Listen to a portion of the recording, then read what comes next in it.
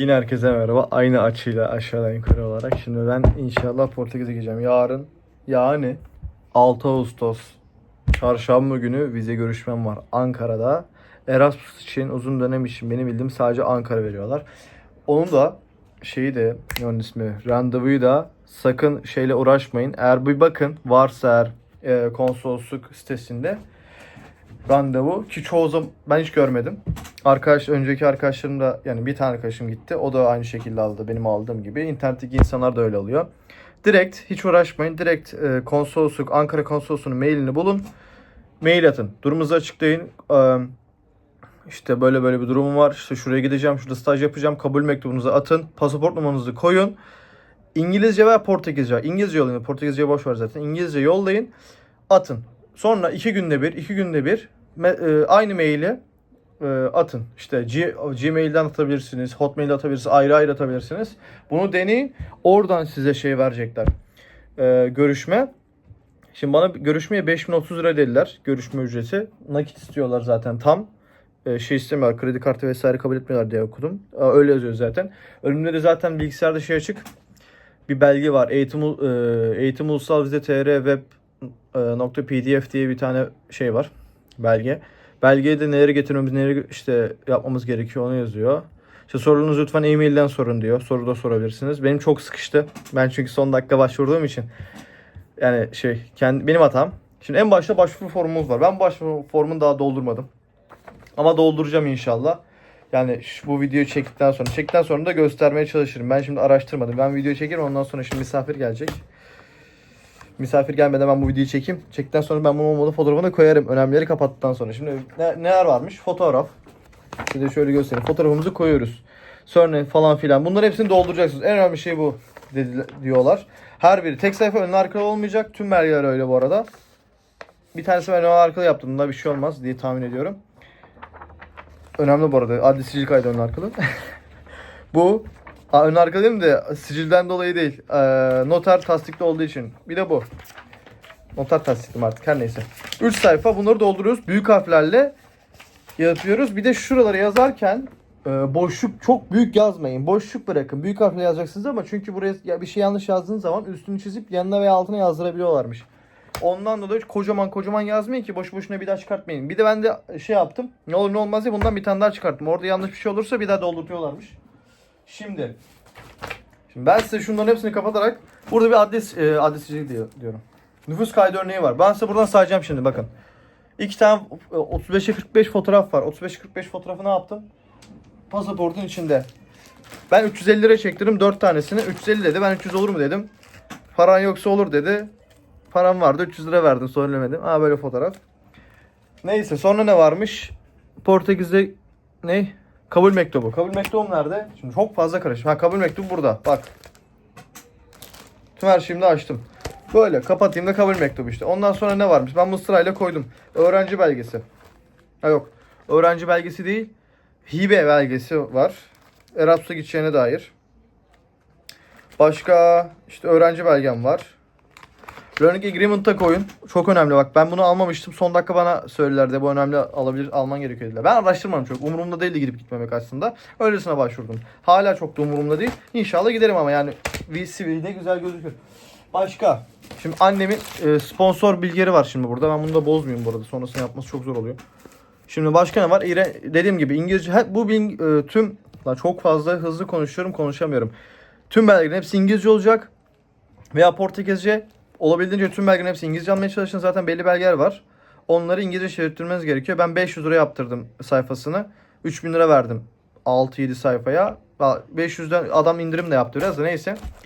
Mali durum göstergesi, sponsor letter'ları. Sponsor letter'a ben size bir tane örnek şimdi okuyacağım. WhatsApp açmam lazım. Bir dakika size şöyle bir kaydırayım. WhatsApp'ta ChatGPT'ye yazdırdım bu arada ben bunu. Şöyle biraz şey yapayım. İngilizce ve Türkçesini. Türkçesini okumak gerekirse işte annemin ismi, açık adresimiz, işte benim ismim.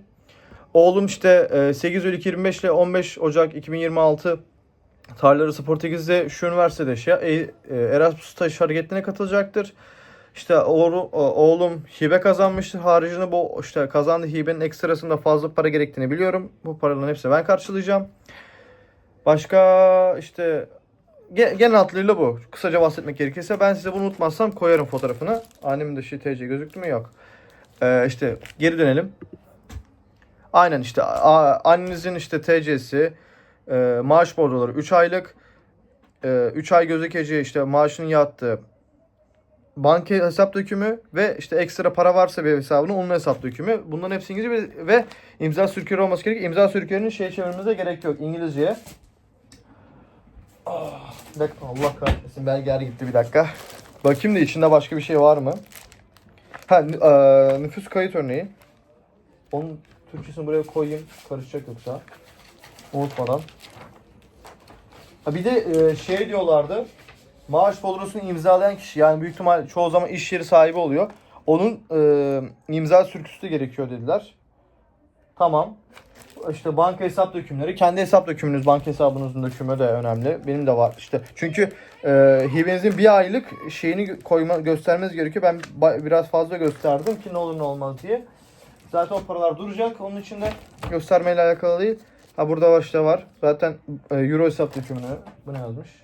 Credit amount. Kredi ne alaka ya? Her neyse, ben bunu bank kredi şeyi yatırmışım herhalde. Ne bu? Adli sicil kaydıcı olacak. Bir de ben bunu ekstra da işte şey yaptırdım.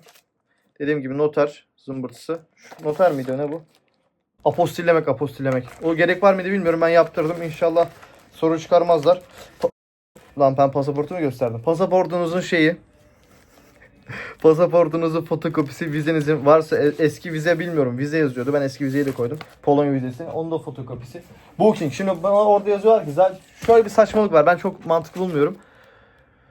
Gitmeden önce sizden şey istiyor. Ben buradan atlaya gittim bu arada. Çok hızlı bakayım, eksik bir şey atladım. İngilizce sabıka kaydınız. Pasaportunuzun ilk sayfası varsa vizeniz. Portekiz'de kalacağınız yer. Şimdi geldik buraya. Ben işte kalacak yer istiyorlar. Çok mantıklı. Bir haftalık istiyorlar. Eğer yoksa dediler. Ben ekstra şeylerine başvurdum. Onun da fotoğrafını koydum. Okulun şeyine. Dormitörü ne oluyor ya? Neyse.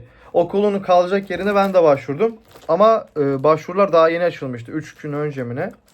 Ondan dolayı ben sadece o başvuru yaptığıma dair ekran fotoğraflarını koydum. Ne işe yarar bilmiyorum. İşte ben burada şey yaptım işte böyle, bilmiyorum bilgin var mıdır da 8 ile 17 arası işte Costa Logos diye bir yerde 17.000 liraya, ben yani çok pahalı. Ama ben bunu ödeme şeyim yok zaten, planım.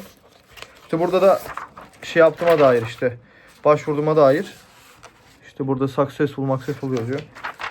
Oradaki okulun yurduna başvurduğuma dair belgeler. Bunu da çıkartırken adam dedi ben bundan renkli parası alacağım dedi. Siyah beyaz çıkarttığı şeyden renkli parası aldı. Adamla kavga edecektik. Adamla haklı ama yani bu çok fazla siyah kullandı da neyse abi. Hep iyi bu sigorta. Tamam, bir şeyim yazmıyormuş. Burada da hiçbir şey yazmıyor. Bu Happy sigortanın şeyi 30 euroydu. En ucuzunu ben bunu buldum.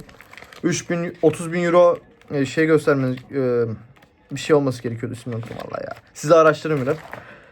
TC'min şeyi fotokopisi. Bir de uçak biletim. Şimdi uçak biletine biraz bana saçma geldi. Yani normalde Polonya'da mesela yazıyoruz. Almanya'da var. Ben bunları bilmiyordum. Polonya'da mesela diyordum ki ben bu tarihler arasında kalacağım. Bana gelmiş 100 lira boş boşuna şey verdim. Boş boşuna derken yani ben bu tarihlerde belki de gitmeyeceğim. Belki daha sonra da gideceğim. Çünkü ne olacağı belli olmaz. Rezervasyon parası verdim. Hangi tarihlerde? 8'inde gidiyorum. Dönüşte 15'inde aynen. Kalmayı da 8 ile 17'si yap. Kafam karıştı. Evet öyle, pardon. İşte Ankara, bir giderken İzmir'de falan. Pegasus'tan aldım işte. 100 lira yaptırabiliyorsunuz. Çok basit bu arada. 5 günlük tutmak için yaptırdım bunu. 5 gün tutacağım diye. Ama adamlar 5 gün. Neyse, bir şey olmaz. Adamlar derse ki bu yanlış. Nasip derim, geçerim yani. Evet. Bu vardı. Kafa şu an sıra karıştı ya. Sıraya da bakarız. Böyle yani. Çok da kasmaya gerek yok. Ben işte saat 12'de gideceğim. Saat 10.45'te şeyim var. Bir tane bir kızı izledim. Yani bir videosunu izledim. O diyor saat, zaten bir onun videosu vardı. Saat kaçta? 2 saat sürmüş. Onda 10.30'da mı neymiş? Onda gitmiş. Erken girmiş. O halde bile 2-3 saat sürmüş. Benim erken dönmem gerekiyor İstanbul'a. İnşallah işte bilet bulup dönebilirim. Yani saat 10.45'te giriyorum. 12'de bitse çok iyi olur. Bir saatte hayatta bitmez. Onu da biliyorum da. Biri gibi bir bakalım ya, nasip. Hayırlısı. Şimdi ben onu dolduracağım. Anneme letter yazdıracağım. İmzalatacağım. Daha doğrusu ben yazarım. Annem imzalar büyük ihtimalle. Öyle. Banka hesap yükümü. Ha, bu şekilde. Çok da uzatmaya gerek yok. Ben o belgeyi doldurduktan sonra koyar mı koymam bilmiyorum. Koyarım herhalde. En azından blurlayarak falan filan. Unuturum da olabilir. Bu şekilde. İşte Portekiz'e bunu başvuru ihtiyaçları falan diye paylaşırım. Vize görüşmesi zımbırtısında. Şu hatta çok fazla video çektim bu arada. Önceki videolar da var. Onları da eklemem lazım. Bakacağız. Hayırlısı. Bu kadar. İzlediğiniz için teşekkür ederim. Umarım işinize yaramıştır. Allah'a emanet. Şimdi vardık, saat 8:40 mı ne? Gel aşağıdan çekiyorum, saçma bak. Neyse. Şimdi A1 metroya ulaşıyorum. Ben metroya bakmadan önce buradan bu arada 35-40 dakika sürüyormuş. A1 metroya gidiyoruz. Buradan merdivenler çıkacağım herhalde. Sonra oradan da bir tane otobüse bineceğim. 37 dakika sürüyordu, 40 dakika desem ona. Yani saat 8.30'da varınca buraya işte 9.30 gibi falan. 9.30 diyelim hadi. Varırız oraya. Bir saat 15 dakika öncesinde varmış oluyorum. Bir tane belge var. O belgeyi ben çıkarttırmayı unutmuşum. Yani daha doğrusu bilmiyorum şu an nereden çıkartacağım, bulamadım çünkü. Onu bulmaya çalışıyorum. Bakacağım. Şimdi metroyu bulmaya çalışıyorum. Metroya bakıyorum. Öldüm. Nerede oğlum metro ya? Neyse ben bir bakayım, ona göre şey yapayım. Buldum. Sattır arıyorum. Hiç tabela da koymamışlar burada. Herkes tabela da koymamışlar. Sonra gitmemiz gerekiyor. Oğlum nereye gideceğim ben, nereden bilmiyorum. Tenis kulübüne. Şimdi dinliyorum. 15 Temmuz Kızılay Meydanı'nda inecekmişim. Orada otobüse binecekmişim. Öyle işte. Takip edeyim bakayım burayı. İnince açalım. Acayip kasvetli bir yer ya. Bu çıkışın çok saçma yapmışlar. 2 metroya bağlamışlar. Diğer metroya biniyorsun bir anda. Kafan karışıyor. Herkese merhaba. Şimdi indim. Karşıya geçeyim de güneşleri. Arjantin durağı diye bir yerde indim. Burada yani de konsolosluklar var herhalde. Şurada Suudi Arabistan, şu tarafta doğru Suudi Arabistan konsolosluğu ne vardı? Ah. Herhalde 5-6 dakikalık yürüme mesafesi var. Ben başta bir belge çıkartmam lazım. Requirements mı? Bir şeyli belge vardı. Onu unutmuşum, Portekizce. Ona bakayım, onu çıkartmak gerekiyor. Ondan sonra yaklaşınca gidelim. Köroğlu Kırtasiye diye bir kırtasiye varmış. Şu ışıkların oradan sola döneceğim. Hava diyor. Orada varmış. Bir tane belge çıkarmam lazım. Onu da orada dolduracakmış zaten. Ben Portekizce, ben anlamam da. Telefon bir şey sokturmuyorlarmış bu arada. Nereye vereceğim bilmiyorum. Emanet verecek, ne yapılacak. Harca bir de çantamda bir sürü şey var. Bilgisayar var. Ne olur ne olmaz diye getirdim ben. Bu Polonya'da da götürmüştüm. Belgelerde problem olduğu zaman oradan çıkartmıştım vesaire. Oradan dokunmuştum. Üzerine bir şey kaçtı. Bakalım. Bayağı yokuş da şeyde. Portekiz konsolosluğunun olduğu yer. Bu arada tek bir konsolosluk değil. Birkaç tane konsolosluk var ama Erasmus kısmı sadece buraya bakıyor. Hayır. Erasmus vizesi için sadece buraya gelmeniz lazım diye biliyorum. Başka şeyler için de olabilir de. Sadece Erasmus'u biliyorum ben. Çünkü benim arkadaşım da aynı şekilde. Erasmus da değil. Onunki uzun dönemde Erasmus değildi. O yine buraya gelmişti. Buradan sola. Ben bir çıkarttım. 2 tane dedim, bir tanesi yanlış yazarsam falan Portekizce'ye belki falan bir şey isterler. Şimdi ben buradan bakmam lazım artık. Hemen işte 2,5-5 lira çıkardım. 2,5 lira tanesi. 17 dakika gösteriyor buradan yürümesi. Oraya çok yokuş. 20 dakikada yürüme geldi. Neyse zaten saat 9.30'du. En son 9.35 olabilir. 10 gibi orada olacağım. Tahminimce. Açacağım şöyle.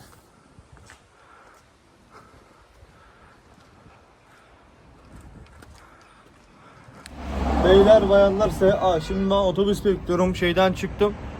Saat ben 9 muydu? 9:40 50 gibi girdim ben. Saat 10-15'e çıktım. 2 saat sürdü. Zaten hep bekliyorsun bu arada. 2 saat sürmesi falan değil. 10:45'te benim. Çok daha beklemiş olmuş. Şu an otobüse bineceğim. Küçücük tek kişi çalışıyordu. Küçücük bir yer zaten. Ondan dolayı çok bekliyorsunuz. Otobüse indikten sonra